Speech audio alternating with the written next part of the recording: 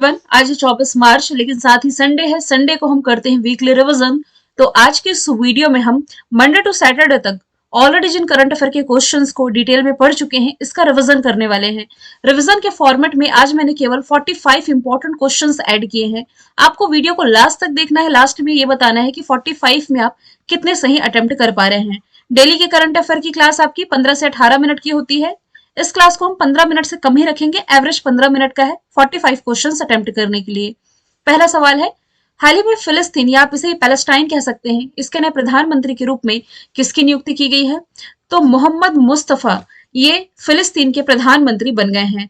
President Mahmood Abbas के द्वारा इन्हें नया पीएम नियुक्त किया गया है। पैलेस्टाइन ना आप कह सकते हैं दुनिया के नक्शे से ही गायब है, क्योंकि इस पर पूरा क्षेत्राधिकार जो है ये इजराइल का है। और इजराइल पैलेस्टाइन का जो विवाद है, जो मुद्दा है, ये ऐसा नहीं है कि कोई नया है, ये बहुत पुराना है। दोनों देशों के बीच में जो हिंसा का माहौल है, ये कई बार बीच बीच में उग्रसर होता रहा है। इजराइल पैलेस्टाइन के बीच में अभी जो विवाद रहा था, इजराइल से भारतीयों को निकालने के लिए ऑपरेशन अजय की भी शुरुआत की गई थी, और लॉकडाउन के टाइम भी एक और बार ये मुद्दा गरमाया हुआ था। पैलेस्टाइन ये अपनी राजधानी यरूशलेम को मानता है। हालांकि यरूशलेम को इजराइल भी अपनी कैपिटल मानता है, जहां पर दुनिया का दूसरा सबसे बड़ा मस्जिद अल अक्सा है। रामल्ला को भी कैपिटल मानता है। करेंसी इसकी इजिप्टियन पाउंड, इजरायली सेकल और जार्डेनियन दिनार है। अब ऑप्शन के थ्रू यदि आप रिलेट करेंगे, शाहबाज शरीफ ये पाकिस्तान के प्रधानमंत्री, शेख हसीना ये बांग्लादेश की प्रधानमंत्री, और मोहम्मद मोइजू ये कहाँ के राष्ट्रपति हैं भाई? ये मालदीव के नए राष्ट्रपति बनाए गए। अगला सवाल है, महाराष्ट्र में जो अहमदनगर था, इसका नाम बदला गया है। बदल करके ये कर दिया गया है अहिल्यानगर, क्योंकि मालवा की जो रानी थी अहिल्याबाई होलकर, इनका जो जन्म है ये महाराष्ट्र के इसी अहमदनगर जिले में हुआ था। तो इन्हीं के नाम पर अब इसका नाम किया गया है।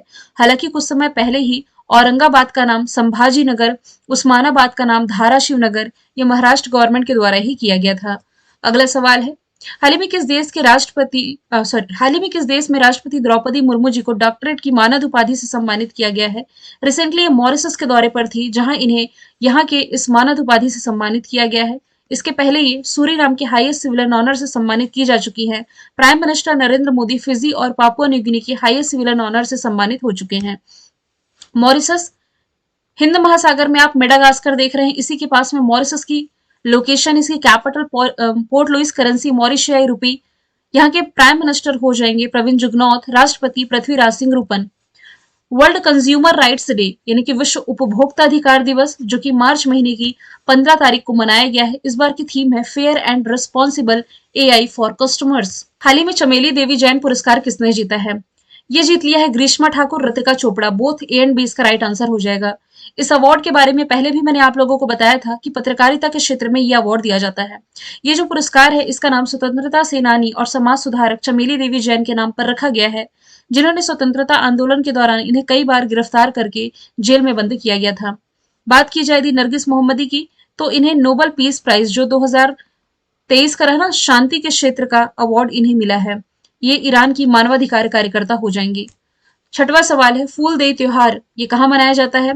ये उत्तराखंड में प्रमुख तौर पर मनाया जाने वाला त्योहार है। वैली ऑफ फ्लावर ये भी उत्तराखंड में ही हो जाएगी। पक्के पागा फेस्टिवल ये आपका अरुणाचल प्रदेश में। तेलंगाना में एशिया का सबसे बड़ा जनजाति फेस्टिवल समक्का सरक्का।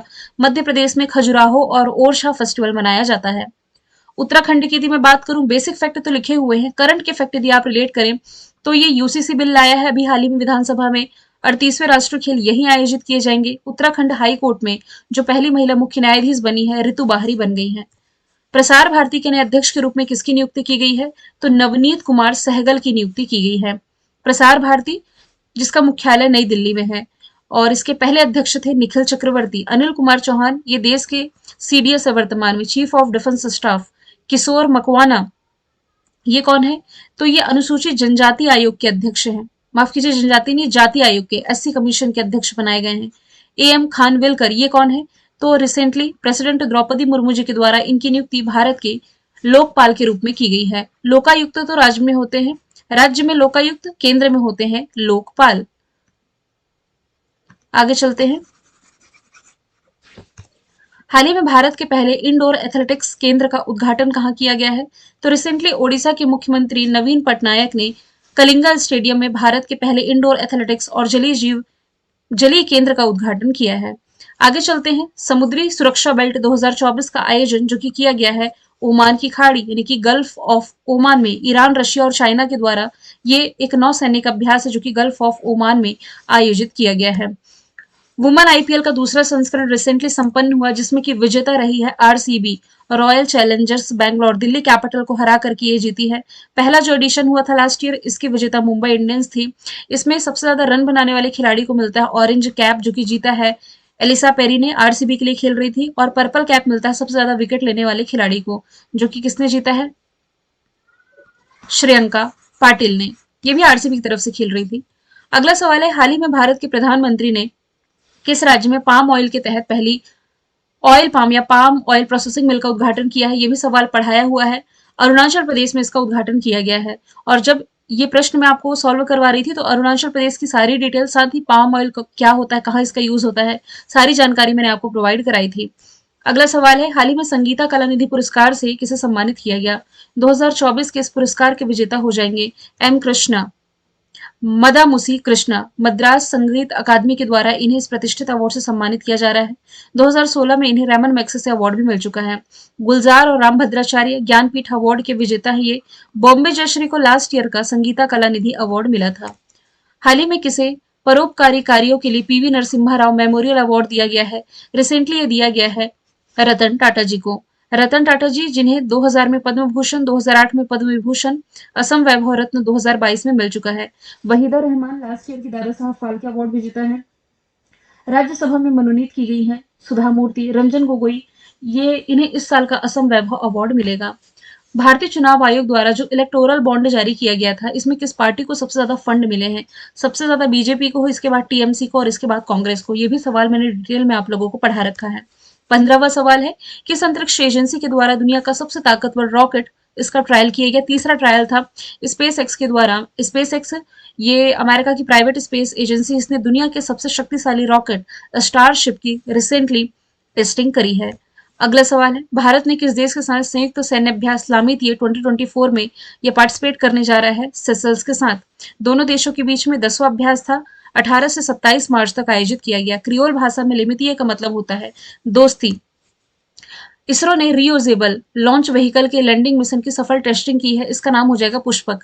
भाई सैटरडे की ही क्लास में तो मैंने आपको बताया है, रियूजेबल यानी कि एक बार के बाद फिर दोबारा इस्तेमाल किया जा सकने वाला। इसरो भारत की स्पेस एजेंसी है। 1969 formation year, Bangalore Karnataka headquarter, S Somanathan अध्यक्ष है। धवन स्काई रूट एरोस्पेस के द्वारा लॉन्च किया गया पहला क्रायोजेनिक इंजन है। इंद्रजाल पहला एआई एंटी ड्रोन। विक्रम ये उज्जैन में स्थापित दुनिया की पहली वैदिक घड़ी।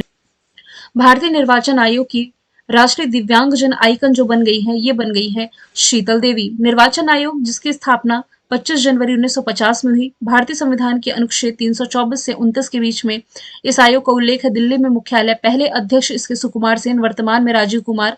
2 अन्य आयुक्तों के रूप में रिसेंटली सुखबीर संधू और ज्ञानेश कुमार की नियुक्ति की गई है। अगला सवाल है, वर्ल्ड हैप्पीनेस डे जो कि मार्च महीने की 20 तारीख को मनाया जाता है। हालांकि इस बार हैप्पीनेस इंडेक्स रिलीज किया गया है, इसमें इंडिया की रैंकिंग कोई चेंज हुई नहीं है, इसका डिस्कशन मैं आगे भी करूंगी। 21वां सवाल है, रशिया में जो राष्ट्रपति चुनाव हुए थे, फिर से यहाँ के राष्ट्रपति बन गए हैं व्लादिमीर पुतिन। रशिया की capital Moscow, currency rouble, prime minister Mikhail Mishustin है। सी जिनपिंग हो जाएंगे चाइना के। मोहम्मद मोइज्जू हो जाएंगे मालदीव के। और आसिफ अली जरदारी पाकिस्तान के राष्ट्रपति बन गए हैं। 2018 से लगातार 4 वर्षों तक किस शहर को दुनिया के सबसे प्रदूषित राजधानी का दर्जा मिला है? तो ये अपनी राजधानी दिल्ली ही है। ऑप्शन नंबर बी इसका राइट आंसर हो जाएगा। Mumbai tree city of the world के रूप में लगातार दूसरे वर्ष शामिल की गई। बीजिंग ये चाइना की कैपिटल है। लंदन ये ट्रैफिक इंडेक्स में टॉप पर है, दुनिया का सबसे भीड़ भाड़ वाला शहर। कौन सा भारतीय शहर है दुनिया के सबसे प्रदूषित महानगरीय क्षेत्र बनकर के उभरा है? तो ये हो जाएगा बेगूसराय। बेगूसराय ये कहाँ का है? तो ये बिहार का हो जाएगा। आगे चलते हैं, ऑल इंडिया रेडियो की जो नई महानिदेशक बनी है, ये कौन बनी है? ये बन गई है मौसमी चक्रवर्ती। ऑल इंडिया रेडियो की स्थापना दिल्ली में की गई थी 1936 में और ये भारत सरकार के ही अंतर्गत आती है। जया वर्मा सिन्हा रेलवे बोर्ड के इतिहास की पहली महिला अध्यक्ष। Neena Sinha central industrial security force की महानिदेशक, जबकि रश्मि शुक्ला ये असम की डीजीपी हो जाएंगी। भारत ने किस देश के साथ टाइगर ट्रंप एक्सरसाइज में पार्टिसिपेट किया है? तो ये भारत और अमेरिका के बीच होने वाली एक्सरसाइज है जिसका आयोजन 18 से 31 मार्च तक हो रहा है। फ्रांस के साथ शक्ति वरुण गरुण, ब्रिटेन के साथ कोंकण अजय वॉरियर, रशिया के साथ इंदिरा एविया इंदिरा एक्सरसाइज है जो कि भारत की आप रिलेट कर सकते हैं। वर्ल्ड हैप्पीनेस रिपोर्ट जिसका मैं डिस्कशन कर रही थी, दुनिया का सबसे खुशहाल देश ये फिर से बन गया है फिनलैंड, लगातार 7वें वर्ष। इसमें सबसे नीचे है अफगानिस्तान और भारत की रैंकिंग है 126। आइसलैंड शांति के मामले में टॉप पर है, डेमोक्रेसी के मामले में टॉप पर है नॉर्वे, डेनमार्क करप्शन के मामले में, यानी कि सबसे कम करप्शन डेनमार्क में, सबसे अधिक सोमालिया में। हाल ही में यौंडे घोषणा, यौंडे डिक्लेरेशन चर्चे में थी। इसका संबंध हो जाएगा मलेरिया रोग से। इसके तहत 11 अफ्रीकी देशों के जो हेल्थ मिनिस्टर हैं, इन्होंने मलेरिया से होने वाली मौतों को खत्म करने का संकल्प किया है। योगंडे बेसिकली ये कैमरून की कैपिटल है। विश्व जल दिवस, वर्ल्ड वाटर डे, जो कि हर साल मार्च महीने की 22 तारीख को मनाया जाता है। इस बार की थीम है वाटर फॉर पीस, यानी कि शांति के लिए जल। अगला सवाल है 33वां क्रम का जो सरस्वती सम्मान है 2023 का, इसके लिए चुना गया है प्रभा वर्मा को। इनके जो उपन्यास था रौद्र सावित्यकम, इसके लिए। यह अवार्ड के बिरला फाउंडेशन के द्वारा दिया जाता है। 1991 में इसकी शुरुआत की गई। हरिवंश राय बच्चन जी इसके पहले विजेता हो जाएंगे। हालांकि लास्ट ईयर का जो अवार्ड था ये मिला था शिवा शंकरी को। इनकी रचना यादें यादें यादें के लिए। ज्ञानपीठ अवार्ड में बता ही चुकी हूँ इन दोनों का नाम। हाल ही में तेलंगाना के नए राज्यपाल कौन बने हैं? देखिए, तमिलिसाई सौंदरराजन के इस्तीफे के बाद तेलंगाना के राज्यपाल और पुदुचेरी के उपराज्यपाल के रूप में सीपी राधाकृष्णन की नियुक्ति की गई है। भारतीय संविधान का आर्टिकल नंबर 153 कहता है कि राज्य का एक राज्यपाल होगा, लेकिन 7वां संविधान संशोधन 1956 के तहत 2 या 2 से अधिक राज्यों के लिए एक राज्यपाल की नियुक्ति हो सकती है। राज्यपाल के लिए न्यूनतम आयु 35 साल। नियुक्ति राष्ट्रपति करते हैं आर्टिकल 155 के तहत, और शपथ दिलाते हैं उच्च न्यायालय के मुख्य न्यायाधीश आर्टिकल 159। 31वां सवाल है किस संगठन ने know your candidate app launch किया है? KYC ऐप, ये रिसेंटली चुनाव आयोग के द्वारा लॉन्च किया गया है। ये ऐप मतदाताओं को यह पता करने में सक्षम करेगा कि उनके निर्वाचन क्षेत्र में किसी चुनावी उम्मीदवार का कोई आपराधिक रिकॉर्ड तो नहीं रहा है। 32वां सवाल है हाल ही में किस देश ने भारत निर्मित ड्रोनियर विमान खरीदने के लिए समझौता किया है? तो गुयाना, साउथ अमेरिकी कंट्री है। ये भारत से डोर्नियर विमान है जो कि ये खरीदने जा रहा है। गुयाना भारत के HAL यानी कि हिंदुस्तान एरोनॉटिक्स लिमिटेड के द्वारा निर्मित इन विमानों को खरीदेगा। रणजी ट्रॉफी क्रिकेट का घरेलू टूर्नामेंट है जो कि रिसेंटली जीत लिया है मुंबई ने। अजिंक्य रहाणे की अगुवाई में मुंबई ने 42वां खिताब अपने नाम किया है विदर्भ को हरा करके। इसका फाइनल खेला गया है मुंबई का जो वानखेड़े स्टेडियम है यहाँ पर। सर्विसेज, ये भी हाल ही में संतोष ट्रॉफी जीती है। पंजाब ने सैयद मुश्ताक अली ट्रॉफी, हरियाणा ने विजय हजारे ट्रॉफी। हाल ही में किस राज्य में मिशन 414 लॉन्च किया गया? हिमाचल प्रदेश राइट आंसर हो जाएगा। मतदाताओं को मतलब वोटिंग के लिए इनकरेज करने के लिए आप कह सकते हैं ये अभियान है। विश्व बिलियर्ड्स म्यूजियम के हॉल ऑफ फेम में जिसे शामिल किया गया है ये हो जाएंगे पंकज अडवाणी। टाइगर वुड्स को गोल्फ हॉल ऑफ फेम में शामिल किया गया था। डायना एल्डोजी ICC हॉल ऑफ फेम में शामिल, टेनिस हॉल ऑफ फेम में शामिल होने वाले पहले एशियाई लिएंडर पेस बने थे। भारतीय मूल के लियो वराडकर, इन्होंने अपने पद से इस्तीफा दिया। ये प्रधानमंत्री थे आयरलैंड के। सिंगापुर के प्रधानमंत्री ये हो जाएंगे थर्मन सगुनरत्नम, भारतीय मूल के हैं। सूरीनाम के राष्ट्रपति हो जाएंगे चंद्रिका प्रसाद संतोखी, भारतीय मूल के हैं। अमेरिका के राष्ट्रपति तो ये तो जो बाइडेन है। वाइस प्रेसिडेंट कमला हैरिस भारतीय मूल की हो जाएंगे। अच्छा, सिंगापुर के प्रधानमंत्री मैंने कह दिया, सिंगापुर के राष्ट्रपति ये है थर्मन सगुनरत्नम, ये है भारतीय मूल के। 37वां सवाल है विश्व वानिकी दिवस जो कि मार्च महीने की 21 तारीख को मनाया जाता है। इस बार की थीम है वन और नवाचार, यानी कि फॉरेस्ट एंड इनोवेशन, बेहतर दुनिया के लिए नए समाधान, new solution for a better world. Sanjay Mukherjee किस राज्य के पुलिस महानिदेशक के रूप में नियुक्त किए गए हैं? ये रिसेंटली पश्चिम बंगाल के नए पुलिस महानिदेशक बने हैं। 1989 बैच के IPS ऑफिसर हैं। IPL 2024 के पहले ही CSK के कैप्टन जो महेंद्र सिंह धोनी थे ये अब बन गए हैं ऋतुराज गायकवाड़। और CSK और RCB के बीच में ही पहला मैच 22 मार्च को आयोजित किया गया चेन्नई में, जिसमें कि पहले मैच में ही CSK विजेता रही है ऋतुराज गायकवाड़ की कैप्टनसी में। हार्दिक पांड्या मुंबई इंडियंस के कैप्टन इसके पहले थे। रोहित शर्मा, शुभमन गिल हो जाएंगे गुजरात टाइटंस की। हाल ही में किस राज्य ने त्रिनेत्र ऐप 2.0 लॉन्च किया है? उत्तर प्रदेश ने। पुलिस व्यवस्था में परिवर्तन के लिए इस ऐप को लॉन्च किया गया है। लोकतंत्र के लिए तीसरा शिखर सम्मेलन साउथ कोरिया में आयोजित किया गया। लोकतंत्र का डिस्कशन है डेमोक्रेसी का। डेमोक्रेसी इंडेक्स में इंडिया 41 पर है, टॉप पर नॉर्वे है। आगे चलते हैं। पर्यटन के लिए कश्मीर में जमीन खरीदने वाला पहला राज्य जो बन गया है ये बना है महाराष्ट्र। जम्मू कश्मीर में 2.5 एकड़ जमीन खरीदने का ये निर्णय लिया है और जम्मू कश्मीर में टूरिज्म को ये प्रमोट करेगा। पहला राज्य ये बन गया है। महाराष्ट्र की सिंधे सरकार इस जमीन पर जम्मू कश्मीर जाने वाले अपने टूरिस्टों के लिए एक तरह का गेस्ट हाउस राज्य भवन बनवाएगी और फिर उसी से पैसा वसूल करेगी और क्या है। चौथा, संघाई सहयोग संगठन स्टार्टअप फोरम, ये सैटरडे की ही क्लास में मैंने पढ़ाया था आपको, ये आयोजित होने जा रहा है दिल्ली में, जिसमें कि सभी एससीओ के जो मेंबर कंट्री के प्रतिनिधि हैं पार्टिसिपेट करेंगे। इसमें 9 मेंबर कंट्री है, 9वीं हो जाएगी ईरान। रशिया कजान में ब्रिक्स समिट है।